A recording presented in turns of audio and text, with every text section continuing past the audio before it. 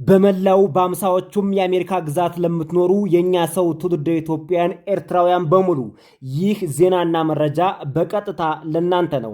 በዛሬው የአሜሪካ የኢሚግሬሽን የዜናና የመረጃ ጊዜ 7 ሰበር አስቸኳይ አንገብጋቢ ምንም አይነት ጊዜ የማይሰጡም አሜሪካን ሀገር ከመኖር ካለመኖር ህልውናችን ጋር በቀጥታ የሚገናኙ ዜናዎችንና መረጃዎችን ይዤላችሁ መጥቻለሁ። አንደኛ ከመስከረም ወይም ሴፕቴምበር 18 2026 ጀምሮ የሚተገበሩት 5ቱ ጥብቅ የግሪን ካርድ አዲስ መመሪያዎች ይፋ ሆነዋል። በዝርዝርና በጥልቀት ለአድማጮች አደርሳለሁ። ሁለተኛ በመላው አሜሪካ ለምትኖሩ ግሪን ካርድ ፈላጊዎች በሙሉ መስከረም 18 2026 ወይም ሴፕቴምበር 18 2026 ሳይመጣ ይህንን ፈጥናችሁ አድርጉ። ምን ናቸው የሚሉትን እነግራችኋለሁ። የግሪን ካርድ ጉዟችሁ እንዳይበላሽባችሁ በእጅጉ ይጠቅማችኋል። ሶስተኛ አይሲኢ እና ዲኤችኤስ በወርሃ ነሐሴ ከዚህ በፊት ታይቶ ተሰምቶ በማይታወቅ መልኩ ስደተኞችን መደብደብ፣ ማሰር፣ ፈልጎ መያዝና ማባረሩን በሰፊውና በጥልቀት ተያይዘውታል። ትውልደ ኢትዮጵያውያን ከነዚህ ጨካኝ ጌስታፖ አይሲዎች እንዴት ማምለጥ እንዳለባችሁ ታክቲኩን በሚገባ እንነግራችኋለን። አራተኛ የፌዴራል ይግባኝ ሰሚ ፍርድ ቤት በጸሎት ቤቶች አቅራቢያ የሚደረግ የአይሲኢ የኢሚግሬሽን አስከባሪዎችን እንቅስቃሴ ሙሉ በሙሉ የሚገድብ አዲስ ብይን በይኗል። ዝርዝሩን አዘጋጅተነዋል። የአሜሪካ የውጭ ጉዳይ መስሪያ ቤት የቪዛ መጠበቂያ ጊዜን አሻሻለ። የኢትዮጵያውያንም ጭምር አብሮ ተሻሽሏል። 5ኛው ዜናችን ነው። የቪዛ መጠበቂያ ጊዜ ተሻሽሏል። 6ኛ ስለ አሳይለም፣ ስለ ቲፒኤስ፣ ስለ ናቹራላይዜሽን አሁንም አዳዲስ መመሪያዎች፣ መረጃዎች ይፋ ሆነዋል። እነሱንም ወደ እናንተ እናቀርባለን። 7ኛ ሌሎች እዚህ ላይ ያልተዘረዘሩ ዜናዎችንና መረጃዎችን አካትቼም እዚህ በቀጥታ ለእናንተ ለማድረስ ተገኝቻለሁ። የዩቲዩብ ቻናሉን ሰብስክራይብ አድርጋችሁ የደወል ምልክቷን በመጫን ዜናዎችና መረጃዎችን እንድትከታተሉ በአክብሮት እየጋበዝኩ ወደ ዝርዝሩ አለፍ። ሰናይ ቆይታ፣ አብረን እንከታተለው።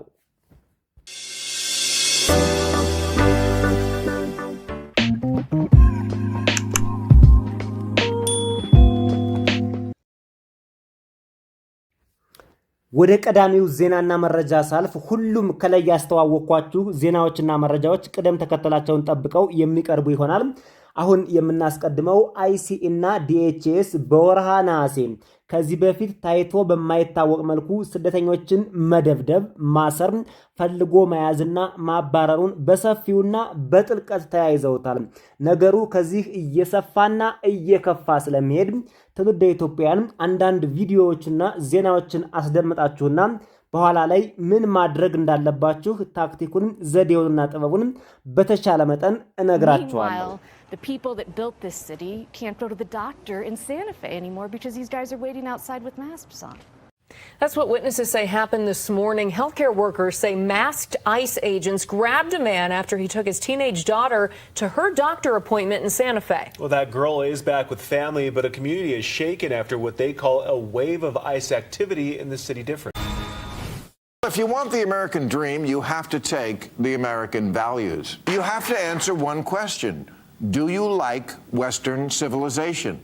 Because that's what we are, and that's not negotiable. There's lots of stuff we don't do here, and it's not negotiable, and it's not white values. These are liberal values. People fought and died to establish them, and it's not racist to say, if you want to come here to help form a more perfect union, great.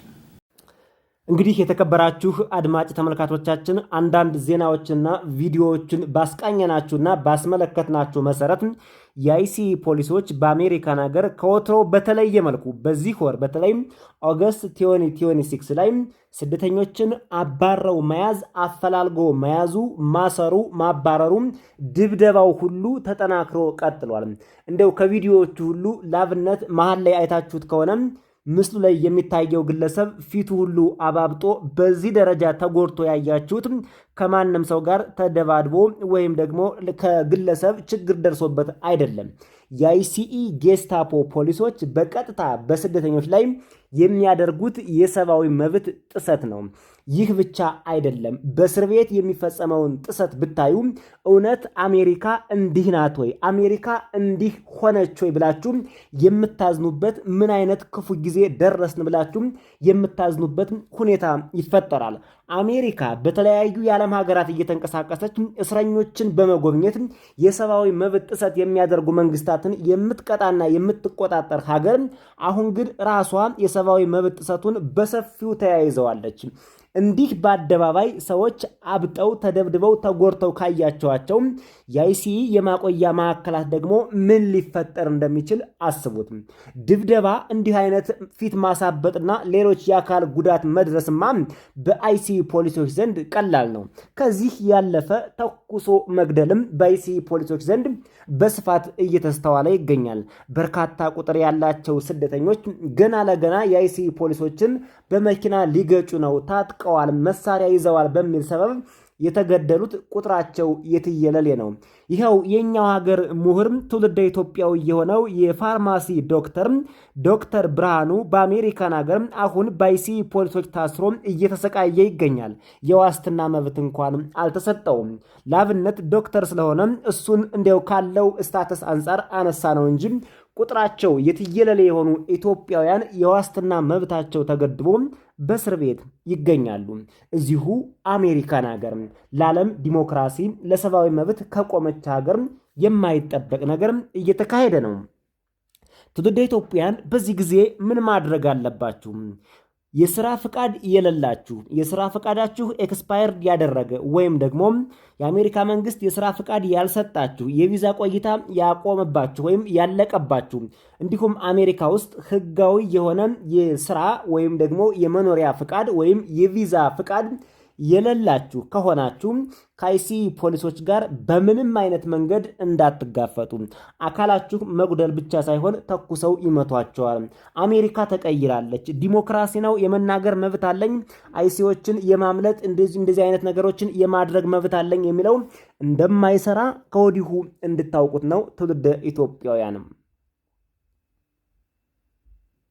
ሌላው ከዚሁ ጋር ተያይዞ ትውልደ ኢትዮጵያን ማድረግ ያለባችሁ የአይሲኢ ፖሊሶች ወደ እናንተ ቢመጡና ሁኔታው ቢያጋጥማችሁ የኔ የኢሚግሬሽን ኬዝ የተስተካከለ ነው፣ እኔ ህጋዊ ነኝ የሚለው በዚህ ጊዜና ሰዓት ጋራንቲ ስለማይሆን የአይሲኢ ፖሊሶች ከመጡባችሁ በቀጥታም የሚፈልጉትን ወይም የሚጠይቁትን ነገር አድርጉላቸው።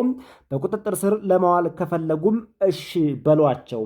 ነገር ግን የሚጠይቋችሁን ጥያቄ ሲጠይቋችሁ መልስ መስጠት አልፈልግም ወይም ዝም የማለት መብቴ ይከበርልኝ የምትል ቃል ብቻ ንገሯቸው። ዝም ማለት እፈልጋለሁ፣ ዝም የማለት መብቴ ይከበርልኝ፣ ጠበቃዬን እስካገኝ ድረስ በዚህ ጉዳይ ላይ ማብራሪያ መስጠት አልፈልግም የማለት መብታችሁን በግልጽ ንገሯቸው። እንዲሁም የማታውቁት ያልገባችሁ ዶክመንት ላይ ሊያስፈርሟችሁ ሲሞክሩ በጭራሽ እንዳትፈርሙላቸው። እንዲሁም የሥራ ፍቃዳችሁ ኤክስፓየርድ አድርጎ ወይም ደግሞ ተሰርዞ ለምሳሌ በቲፒኤስ ያላችሁ ወይም በሌላ ስታተስ ያላችሁ ትውልደ ኢትዮጵያን የምትሰሩበት ካምፓኒ እስከ ተወሰነ ጊዜ ድረስ ደብቆ የሚያሰራችሁ ከሆነ ለመስራት ሞክሩ። ገና የሥራ ፍቃዴ ኤክስ አድርጓል ብላችሁ ተደናግጣችሁ ወደ ኢትዮጵያ አትምጡ። ይሄን ምክር ነው እንግዲህ ከበርካታ ትውልደ ኢትዮጵያን በዚህ የኢሚግሬሽን ኬዝ ከደረሰባቸው የሰማነውንና ለአድማጭ ተመልካቾቻችን ይህ መረጃ ቢተላለፍላቸው መልካም ነው ብለው ጥቆማ ካደረሱን የነገርናችሁ የተወሰደውን ነው። ወደ ቀጣዩ ዜናና መረጃ ስናልፍ ከመስከረም ወይም ሴፕቴምበር 18 2026 ጀምሮ የሚተገበሩትን 5 ጥብቅ የግሪን ካርድ አዲስ መመሪያዎችን በዝርዝር ላቀርብላችሁ ነው። በመላው አሜሪካ ለምትኖሩ ግሪን ካርድ ፈላጊዎች በሙሉ መስከረም 18 ወይም ሴፕቴምበር 18 2026 ሳይመጣ የምታደርጓቸውን ነገሮችም በዝርዝር እነግራችኋለሁ። በድጋሚ አብራችሁን ቆዩ። የዩቲዩብ ቻናሉን ሰብስክራይብ ማድረግ አትርሱ። የአሜሪካ የዜግነትና ስደተኞች አገልግሎት የሚባለው መስሪያ ቤት USCIS ግሪን ካርድና ቪዛ አመልካቾችን የሚመለከት አዲስና ጥብቅ የሆነ የፐብሊክ ቻርጅ የመንግስት እርዳታ ፈላጊ ደንብ ይፋ አድርጓል። ይህ አዲስ መመሪያ ከሴፕቴምበር 18 2026 ጀምሮ ተግባራዊ ይሆናል። አንደኛ የፐብሊክ ቻርጅ ትርጉምና ዓላማው በዚህ መመሪያ ውስጥ ተካቷል። በዩናይትድ ስቴትስ የኢሚግሬሽን ሕግ መሰረት ወደ ሀገሪቱ የሚገባ ወይም ሁኔታውን ለማስተካከል የሚፈልግ ማለትም አጀስትመንት ኦፍ ስታተስ የሚያመለክት ማንኛውም ግለሰብ ለወደፊት ራሱን መቻል አቅቶት የመንግስት እርዳታ ፈላጊ ይሆናል ተብሎ ከታመነ ቪዛ ወይም ግሪን ካርድ ሙሉ በሙሉ እንደሚከለከል ሕጉ ደንግጓል። አዲሱ ሕግ ስደተኞች በአሜሪካ ግብር ከፋዮች ገንዘብ ላይ ጥገኛ ሳይሆኑ በራሳቸው ጥረትና በቤተሰብ ድጋፍ እንዲኖሩ አጽንኦት የሚሰጥ ነው ተብሏል። የአሜሪካ የኢሚግሬሽን መስሪያ ቤት የሚመረምራቸው 5ቱ ዋና ዋና መስፈርቶች የሚከተሉት ናቸው። አድማጭ ተመልካቾቻችን እነዚህን 5ቱን ዋና ዋና የምርመራ መስፈርቶች በሚገባ አዳምጡን። በተለይ ግሪን ካርድ የምትፈልጉ ብቻ ሳይሆን ግሪን ካርድ ላይ ያለ ዘመድ፣ ወገን፣ ጓደኛ፣ ቤተሰብ ያላችሁ በሙሉ ይህ ይመለከታቸዋል ማለት ነው።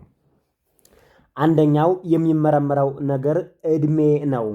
ዕድሜው የገፋ ግለሰብ ከሆነ ወደፊት የአሜሪካ ሸክም እንደሚሆን ስለሚታወቅ የግሪን ካርድ ጉዞው በቀላሉ ካንስል እንደሚሆን ምንም አያጠራጥርም። ዕድሜ አንደኛው ምርመራ የሚደረግበት ነገር ነው ተብሏል። ሁለተኛው ምርመራ የሚደረግበት ነገር ጤና ነው። የጤና ሁኔታና የአካል ጉዳተኛ መሆን አለመሆን በሚገባና በጥልቀት ይመረመራል ተብሏል። ሶስተኛው የቤተሰብ ሁኔታ ነው። የቤተሰብ ሁኔታ አጠቃላይ ሙሉ በሙሉ ምርመራ ይደረግበታል ተብሏል። አራተኛው ንብረት፣ ሀብትና የገንዘብ አቋም ሙሉ በሙሉ ይመረመራል ተብሏል። አሴት ሪሶርስ ኤንድ ፋይናንሻል ስታተስ ብሎታል። አምስተኛ ወይም ስድስተኛ ሊሆን ይችላል። ትምህርትና ክህሎት በደንብ ይታያል። በጣም የተማራችሁ ዲግሪ ወይም ማስተር ያላችሁ ወይም ደግሞ ሙያ ያላችሁ በአሜሪካን ሀገር ጥሩ የግሪን ካርድ ስታተስ ላይ እንዳላችሁ ከወዲሁ ማወቅ ትችላላችሁ። ምንም ያልተማሩና ሙያ የሌላቸው ከሆኑ ደግሞ የአሜሪካ የኢሚግሬሽን መስሪያ ቤት ለነዚህ ግሪን ካርድ ከመስጠት ወደኋላ እንደሚል ከወዲሁ እያሳወቀ ነው። በአጠቃላይ እነዚህ 5ቱ የምርመራ መስፈርቶችና የምርመራ ዶሜንስ ኦፍ ግሪን ካርድ አፕሊካንት ስትሮንግ ቬቲንግ የሚደረግባቸው እነዚህ ናቸው። 5 ናቸው። ከመስከረም ወይም ሴፕቴምበር 18 2026 በፊት ለተቀበሏቸው እርዳታዎች የቀድሞው ጥብቅ ያልሆነ ሕግ ተፈጻሚ ይሆናል። ይህም በጥሬ ገንዘብ የሚደረጉ እርዳታዎችን ብቻ ይመለከታል። ስለዚህ ግሪን ካርድ አፕላይ እያደረጋችሁት ከመስከረም 18 2026 ወይም ቢፎር ሴፕቴምበር 18 2026 ከሆነ እናንተ እድለኞች ናችሁ። ብዙ የፐብሊክ ቻርጅ ሆነው የገቡ አዳዲሶቹ ሕጎች አይመለከቷችሁም። በጥሬ ገንዘብ የተቀበላችኋት ብቻ ናት የምትያዝባችሁ። ትውልደ ኢትዮጵያን ለግሪን ካርድ ለማመልከት እቅድ ካላችሁ፣ ግንዛቤው ካላችሁ ወይም አጠቃላይ ዓላማው ካላችሁ የምታመለከቱበት ጊዜ ወርቃማው ጊዜ አሁን ሴፕቴምበር 18 2026 ሳይመጣ መሆኑን እንድታውቁት። እሱ ከመጣ በኋላ ግን ምርመራው፣ ፍተሻው፣ ሁሉ ነገር የግሪን ካርድ ጉዞ በአጠቃላይ ከጭራ ጎዳና የቀጠነ እጅግ በጣም አስቸጋሪ እንደሚሆን ከወዲሁ እንድታውቁት ነው። ሴፕቴምበር 18 2026 እና ከዛ በኋላ ለሚደረጉ እርዳታዎች የመንግስት የቤት ድጋፍ፣ የምግብ ኩፖን ወይም ፉድ ስናፕ፣ በመንግስት የሚሸፈን የጤና መድን፣ የትምህርት እርዳታዎችን ጨምሮ ማንኛውም ገቢን መሰረት ያደረጉ የመንግስት እርዳታዎች ሙሉ በሙሉ ይመለከታል። ሚንት ቴስትድ በነፊት ብሎታል። ሚንስ ቴስትድ በነፊት ብሎም አጠቃላይ ዘርዝሯቸዋል። የትምህርትንም ይጨምራል፣ የቤት ኪራይ ድጋፍንም ይጨምራል፣ የምግብ ይጨምራል፣ የጤናንም ይጨምራል። የአሜሪካ መንግስት ለህዝቡ እሰጣቸዋለሁ ያላቸውን ነፃ አገልግሎቶች አንዷንም እንኳን ተሳስቶ እየነካ የግሪን ካርድ ጉዞ ላይ ቀይ መስመር እንዳሰመረ ይቆጠራል። ከመቼም ከመስከረም 18 ወይም ሴፕቴምበር 18 2026 በኋላ እርዳታ መቀበል ብቻውን ግን ማመልከቻውን ወዲያውኑ ወይም በቀጥታ አያሰርዘውም። በድምር የሚታይ ነገር አለ። ቶታሊቲ ኦፍ ሰርከምስታንስ ይሉታል። አጠቃላይ ተደምሮ የሆነ ስኮር አላቸው። ያችን ስኮር ያችን ነጥብ ካለፋችሁ በቀጥታ ግሪን ካርዳችሁ ዲኔይ ይሆናል ማለት ነው። የፋይናንስ ዋስትና ያስፈልገዋል። አንዳንዶቹ እንደ እድል ሆኖ ምናልባትም እንኳን ከላይ የጠቀስናቸውን ነገሮች ቢጠቀሙም አሁን ወደፊት ከዚህ የበለጠ የመንግስት ሸክም ጫና ይሆናሉ፣ ጥገኛ ይሆናሉ ተብሎ የታሰበበት አንድ የግሪን ካርድ አመልካች ቦንድ እንዲያቀርብ ይገደዳል። የገንዘብ ቦንድ እስከ 1000 የሚደርስ የአሜሪካ ዶላር የገንዘብ ቦንድ ሊሆን ይችላል ይላሉ። ወደፊት የሚታይ ይሆናል። ዞሮ ዞሮም የገንዘብ ቦንድ ያስፈልጋል ብሏል የአሜሪካ የኢሚግሬሽን መስሪያ ቤት። እነማን ይጎዳሉ? ህጉ የሚመለከታቸው አብዛኛዎቹ በቤተሰብና በስራ ላይ ተመስርተው ግሪን ካርድ የሚያመለክቱ የአሜሪካ ዜጎች፣ የትዳር አጋሮች፣ ልጆች፣ ወላጆች እንዲሁም በክህሎት የሚመጡ ሰራተኞችና ባለሀብቶችን አጠቃላይ የግሪን ካርድ ቪዛ ተጠቃሚዎችን በሙሉ ያካትታል። ወደ አሜሪካ የግሪን ካርድ የመግቢያው መንገድ ደግሞ ብዙ ነው። እሱን በሙሉ አፌክት ያደርጋል። ህጉ የማይመለከታቸው ግን አሉ።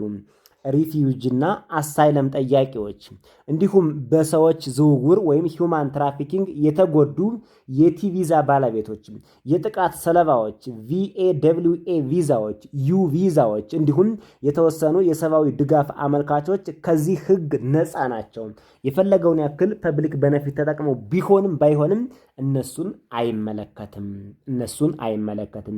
ሪፊውጂ፣ አሳይለም፣ በሂውማን ትራፊኪንግ ወይም በቲ ቪዛ የመጡም በሂውማን ትራፊኪንግ ተጠቅተው ማለት ነው፣ የጥቃት ሰለባዎች VAWA እና ዩ ቪዛ እንዲሁም ሌሎች የሰብአዊ ድጋፍ ያላቸው የቪዛ አይነቶች እነዚህን አይመለከትም። በድጋሜ አጽንኦት ለመስጠት ነው የደገምኩት።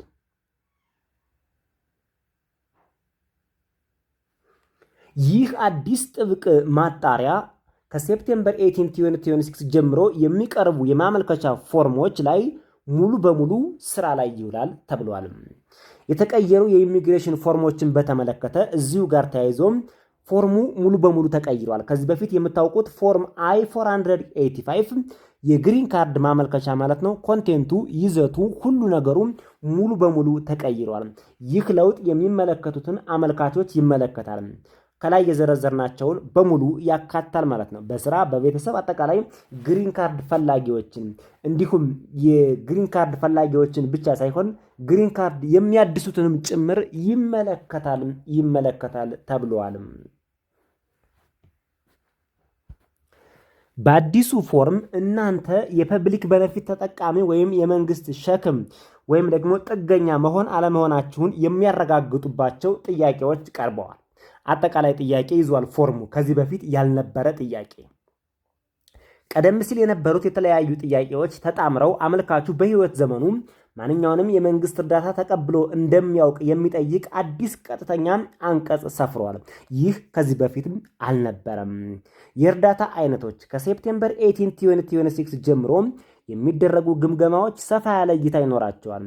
ከጥሬ ገንዘብ እርዳታና ከረጅም ጊዜ የጤና ተቋም ድጋፍ ባለፈ እንደ የቤት ድጋፍ፣ የምግብ እርዳታና የመንግስት የጤና መድን ሽፋን የመሳሰሉ እርዳታዎችን ተጠቅማችሁ ከሆነ በደንብ የሚጠይቅ አዲስ ፎርም አዘጋጅተዋል። ይህ በፊት አልነበረም። ስለዚህ ከሴፕቴምበር 18 2026 በኋላ የምትጠቀሙት አዲሱ ፎርም በርከት ያሉ የኢሚግሬሽን ጥያቄዎችን ያካተተ ይሆናል ማለት ነው። አዲስ የተሻሻለ የሰንጠረዥ አቀራረብንም ይዟል። ፎርሙ የቀድሞዎቹን የተወሳሰቡ ሰንጠረዦች በአንድ አጠቃላይ ሰንጠረዥ ቀይሯቸዋል። በዚህ አዲስ ሰንጠረዥ ውስጥ አመልካቾች ማንኛውንም የተደረገላቸውን ድጋፍ ዝርዝር ሲያስገቡ ምክንያታቸውን እንዲጠቅሱ የሚል ነፃ የጽሑፍ ማስገቢያ ተጨምሮበታል። በዚህም እርዳታውን ለመቀበል ያስገደዳችሁን ምክንያት በዝርዝር ማስረዳት ይጠበቅባችኋል። ይሄ ትልቁ ነገር ነው።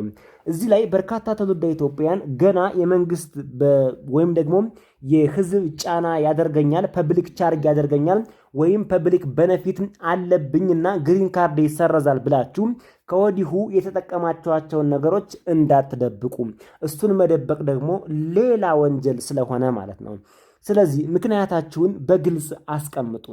ከዚህ በፊት በዚህ ምክንያት የመንግስት ፐብሊክ ቤኔፊት ተጠቃሚ ነበርኩኝ፣ ከዚህ በኋላ ግን የመንግስት ፐብሊክ ቤኔፊትን ከመጠቀም መውጣት እችላለሁ የሚል ጀስቲፊኬሽን ሪዝን ማቅረብም ትችላላችሁ እዚህ ላይ ማለት ነው።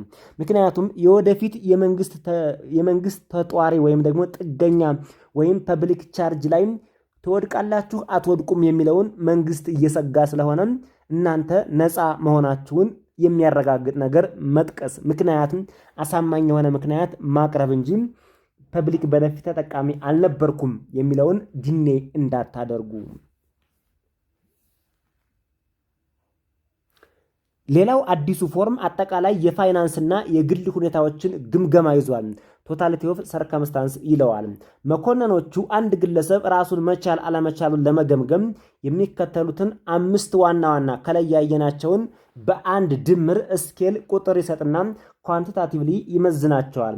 እድሜ፣ ጤና፣ የቤተሰብ ሁኔታ፣ ንብረት፣ ሀብት፣ የገንዘብ ቁሳቁስ፣ ትምህርት፣ ክህሎት እነዚህን ይደምርና የሆነ ፐርሰንት ይሰጣቸዋል። ያችን ፐርሰንት ቁጥር ካለፋችሁ እናንተ ለግሪን ካርድ ብቁ ናችሁ። በአንድ ሲንግል ኬዝ ብቻ አይደለም የእናንተ ግሪን ካርድ ዲኔ የሚደረገው።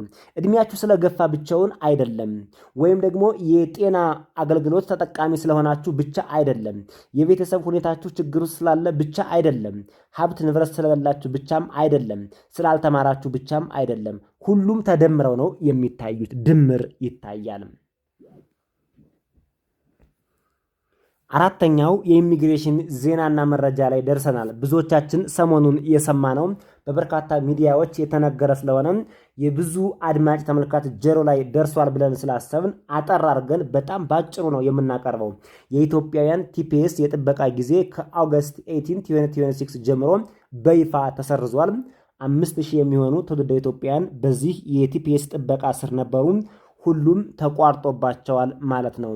እናም ቀደም ሲል በዚህ የጥበቃ ማዕረግ ስር ሆነው ሲንቀሳቀሱ የነበሩ ከ5000 በላይ ኢትዮጵያውያን የስራ ፍቃድ ሰርቲፊኬቶች ኤምፕሎይመንት አውቶራይዜሽን ዶክመንት በተለይም A12 ወይም C19 የሚሉ ኮዶች ያሏቸው አሁን ላይ ህጋዊነታቸው ሙሉ በሙሉ አብቅቷል።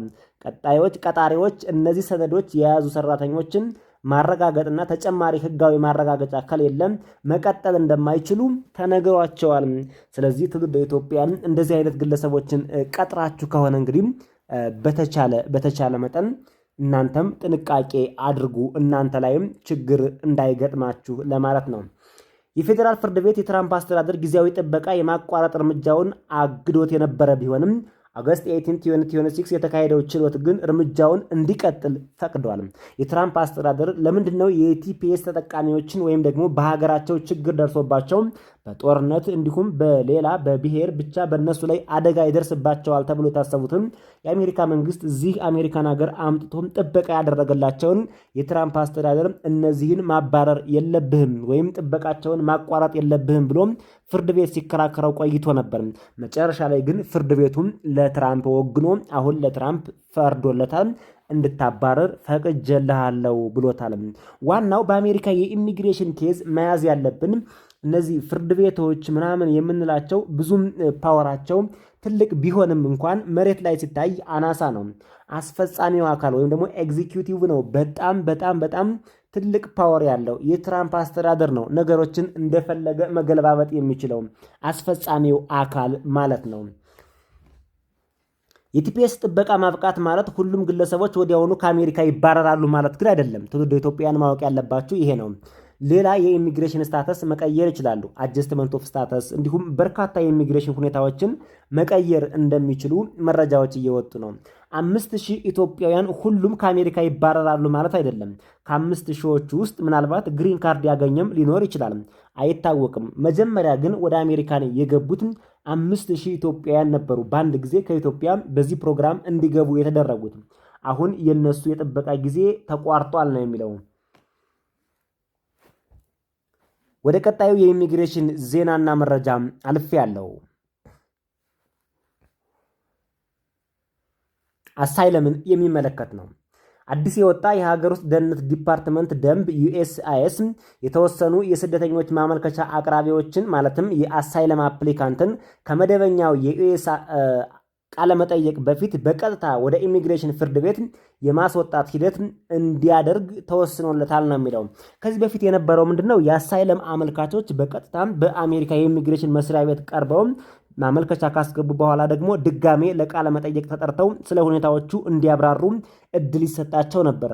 አሁን እሱ ሙሉ በሙሉ ተሰርዞም የአሜሪካ የኢሚግሬሽን መስሪያ ቤት ከፈለገ ግለሰቡን ለቃለ መጠየቅ ሳይጠራ በቀጥታ ኬዙን ያቀረበውን ማመልከቻ ብቻ ጽሑፉን ብቻ በማየት ለኢሚግሬሽን መስሪያ ቤት ለዋናው ወይም ደግሞ ለዲፓርትመንት ኦፍ ጀስቲስ በማቅረብ ለፍትህ ሚኒስቴር በማቅረብ እንዲወሰንባቸው ማድረግ ይችላሉ ነው።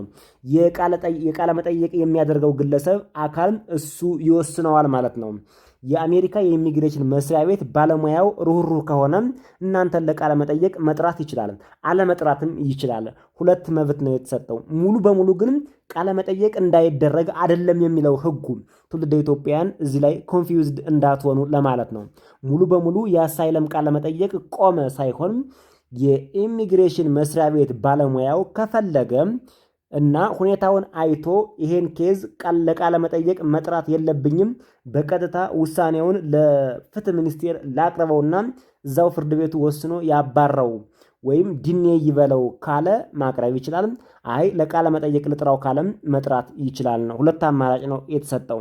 እንግዲህ ለእናንተ መልካሙን ሰው ያጋጥማችሁ እንላለን።